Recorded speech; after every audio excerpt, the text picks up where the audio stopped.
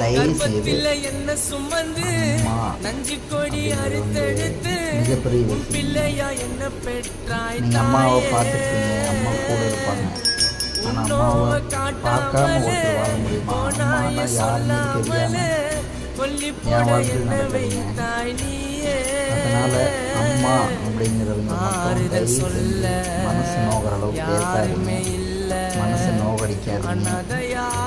அம்மாவை பத்திரமா பார்த்துக்கோங்க. ஒய்ஃபு,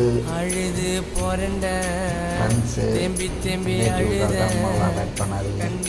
அம்மா தான் நம்மளுடைய இரண்டு கண்கள், நம்மளுடைய ஹார்ட் பீட் மாதிரி. அம்மா இல்லைன்னா நம்ம இல்லைங்க. நம்ம இல்லைன்னா ரொம்ப ஃபீல் பண்ணுறது அம்மா மட்டும்தான். அம்மாவுக்காக வாழுங்க.